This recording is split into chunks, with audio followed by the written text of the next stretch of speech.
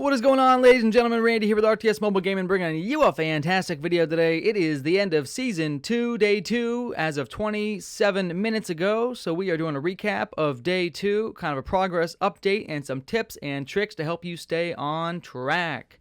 So first things first, let's go through keep level real quick. Currently, I have all three builders working away. My main haul is level 6.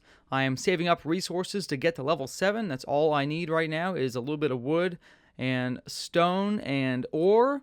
Once I get those there, I'll have unlocked level 7, at which point I will unlock, I believe, the Morgul quarters, which will give me additional orc units, as well as the Tier 2 for the sapper units, which are really going to be really key to my offensive maneuvers, since the sappers deal 200% damage as burn, okay? So sappers will be the DPS linchpin that launches me up into the stratosphere as far as explosive growth, okay? So those are the priorities right now. Again, end of Day 2, working on getting all the buildings up, working on getting keep level 7, the main hall level 7, currently level 6, okay? In addition to that, my commanders that I'm currently rocking and rolling, I've got the Witch King at 32, I've got Gothmog at 29, and I've got Kirun at 18. I use Kirun mainly for sweeping. When my Witch King and Gothmog are out of stamina, I'll throw my army onto Kirun. I'm using really one army that I'm rotating back and forth between Gothmog and Witch King. And then I send those troops over to Kirun to do some sweeping in the meantime, okay? So really just using 3 commanders right now. I've found if I use 4+, I had alerts that I was using for a little while. If I use more than 3 commanders, I don't have enough troops to really sustain their activity. So 3 commanders seems to be the sweet spot, okay?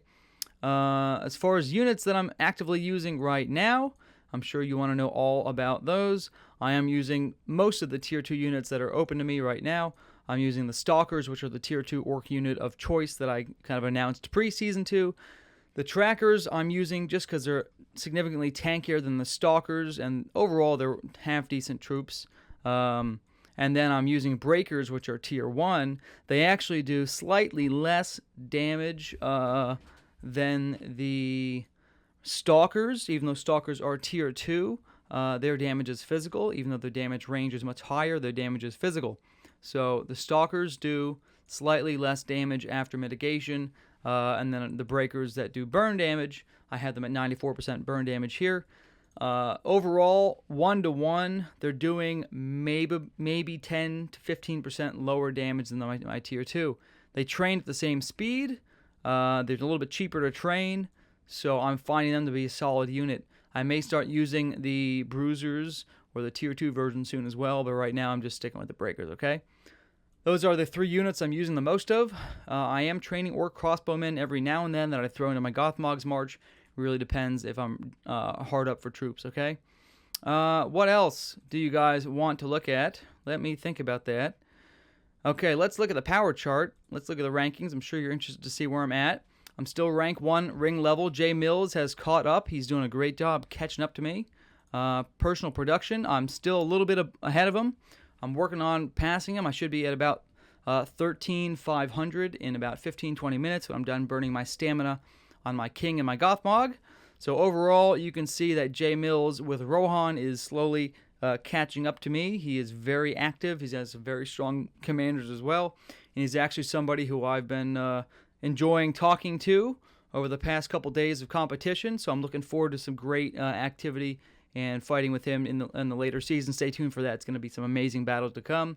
He seems to be a really skilled player. So anyways, that's Day 2 update. This is where you can expect to be.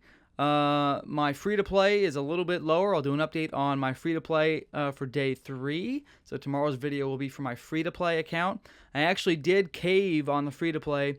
I did buy the season pass and the $2 for 10 Matham coins. I couldn't do it. I couldn't do it. So I have the season pass.